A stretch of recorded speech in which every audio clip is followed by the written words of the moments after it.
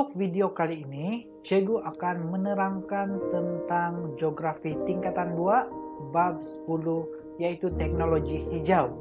Pastikan sebelum murid-murid menonton video ini, pastikan Anda membawa buku teks masing-masing untuk lebih memahami tentang bab 10 ini. Oke, dalam bab 10 ini kita akan mempelajari 5 subtopik. 5 subtopik utama yaitu konsep teknologi hijau, kedua, ciri-ciri produk teknologi hijau, ketiga, contoh produk teknologi hijau, keempat, kepentingan, yang kelima ialah amalan berkonsepkan teknologi hijau. Oke, tetapi untuk video kali ini, Cikgu hanya akan menerangkan 3 subtopik sahaja. Oke, yaitu yang pertama ialah subtopik berkaitan dengan konsep teknologi hijau. Yang kedua berkaitan dengan ciri-ciri produk teknologi hijau. Dan yang ketiga ialah contoh produk teknologi hijau. Oke, tanpa membuang masa, mari kita melihat subtopik 10.1. Pastikan murid-murid juga buka buku teks 10.1. Oke, konsep teknologi hijau. Oke, apakah itu teknologi hijau? Oke, pastikan murid-murid juga ada persoalan itu dalam minda masing-masing. Oke, teknologi hijau ini dia merujuk kepada pembangunan produk, peralatan dan sistem untuk memelihara dan memelihara alam sekitar serta sumber semula jadi. Ingat, itu ialah definisi untuk teknologi hijau. Oke, Cikgu ulang balik ya. Merujuk pembangunan produk, peralatan dan sistem untuk memelihara dan memelihara alam sekitar serta sumber semula jadi. Itu ialah definisi teknologi hijau. Oke, seterusnya ialah aplikasi teknologi hijau. Dia selaras dengan konsep pembangunan lestari. Aplikasi ini bukan yang ada dalam handphone, dia bukan apps. Aplikasi teknologi ini dia merujuk kepada penggunaan teknologi. Jadi aplikasi itu boleh digantikan dengan perkataan penggunaan. Penggunaan teknologi hijau selaras dengan konsep pembangunan lestari. Apa yang dimaksudkan pembangunan lestari? Pembangunan lestari maksudnya ialah pembangunan ataupun kemajuan dengan pemeliharaan dan pemeliharaan alam sekitar daripada musnah. Itu maksudnya. Pembangunan lestari dalam kata lain ialah menitik beratkan tentang pemeliharaan dan pemeliharaan alam sekitar. Jadi maksudnya walaupun sesuatu kawasan itu dibangunkan, dia tidak akan memusnahkan alam sekitar di kawasan tersebut. Itu maksud dia pembangunan lestari. Oke, pembangunan yang dilaksanakan perlu memenuhi keperluan semasa. Teknologi hijau mempunyai matlamat seperti berikut. Ingat, ini adalah 4 matlamat utama kenapa kita perlu menggunakan teknologi hijau. Yang pertama, meningkatkan tahap kesehatan dan kehidupan. Yang kedua, melindungi ekosistem semula jadi. Yang ketiga, menjadi alternatif untuk menggalakkan perkembangan ekonomi. Dan yang keempat, mengurangkan impak negatif daripada aktiviti manusia. Jadi ada 4 matlamat kenapa kita perlu menggunakan teknologi hijau. Ini jawaban dia, 4 matlamat utama. Kalau dalam pikiran Anda soal kenapa saya perlu gunakan teknologi hijau, ingat 4 benda yang Cikgu terangkan ini. Oke, seterusnya kita masuk pada subtopik yang kedua, yaitu ciri-ciri produk teknologi hijau. Untuk subtopik sebelum ini kita belajar maksud. Jadi untuk subtopik ini kita akan belajar tentang ciri-ciri produk teknologi hijau.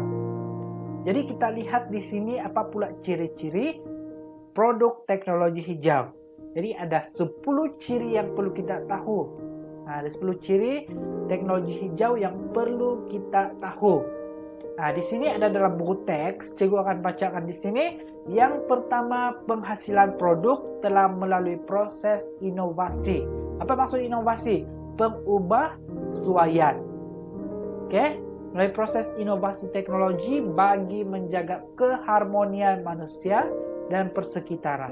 Yang kedua, reka bentuk sesuatu produk Physical produk harus berdasarkan pengalaman lepas untuk membantu manusia. Yang seterusnya ialah menggalakkan penggunaan sumber bahan yang boleh diperbaharui. Jadi sumber bahan yang boleh diperbaharui ini ialah sumber yang tidak pandai habis. Nah, jadi itulah kenapa teknologi hijau ini perlu menggunakan sumber yang boleh diperbaharui. Contohnya hutan, surya, dan sebagainya. Oke, seterusnya piawaian quality produk harus menjadi ukuran penting. Maksud dia di sini ialah tentang quality produk tersebut mestilah mempunyai quality yang baik, quality yang standard, yang boleh digunakan oleh manusia dengan selamat. Oke, yang seterusnya ialah mudah digunakan karena teknologi ini dicipta untuk kegunaan manusia. Oke, jadi maksudnya di sini teknologi hijau itu mestilah mudah untuk digunakan. Seterusnya selamat digunakan. Nah, mudah dan selamat, kadar pembebasan gas rumah hijau rendah ataupun sifat. Seterusnya berupaya meminimumkan kemerosotan alam sekitar. Nah, dan seterusnya penjimatan ataupun menjimatkan penggunaan tenaga dan sumber bahan api. Dan yang terakhir boleh dikitar semula. Jadi apa yang penting, semua teknologi hijau ini, semua produk teknologi hijau ini boleh dikitar semula melalui amalan 5R. Oke, jadi itu ialah 10 ciri-ciri teknologi hijau yang perlu kita tahu semualah. Oke, seterusnya berkaitan dengan contoh produk teknologi hijau. Tadi kita belajar ciri, jadi hari ini untuk subtopik ini kita akan belajar tentang produk teknologi hijau. Jadi produk teknologi hijau ini dapat dibagikan kepada 4 jenis utama ataupun 4 kelas utama. Jadi yang pertama berkaitan dengan tenaga, yang kedua alam sekitar, yang ketiga ekonomi, dan yang keempat sosial. Jadi kita lihat satu persatu contoh 4 kelas utama teknologi hijau ini. Yang pertama ialah tenaga. Dari segi tenaga, teknologi hijau ini dia mengurangkan penggunaan tenaga bahan api fosil. Kedua, mempromosikan kecekapan guna tenaga. Contohnya kereta hibrid, kendaraan elektrik, biodiesel, dan kendaraan gas asli. Dari segi alam sekitar, teknologi hijau ini memberikan kesan yang minimum, kesan negatif yang minimum kepada alam sekitar. Contohnya produk biodegradasi dan baja kompos. Dalam buku teks ada glossary biodegradasi. Pastikan pelajar merujuk apa yang dimaksudkan dengan biodegradasi ini. Oke, yang ketiga ialah sosial. Kualiti hidup rakyat dapat dipertingkatkan. Contohnya penggunaan bekas makanan mesra alam, menggunakan pengangkutan awam. Oke. Dan yang keempat berkaitan dengan ekonomi, di mana teknologi hijau ini meningkatkan pembangunan ekonomi negara melalui penggunaan teknologi canggih. Contohnya industri fotovoltaik.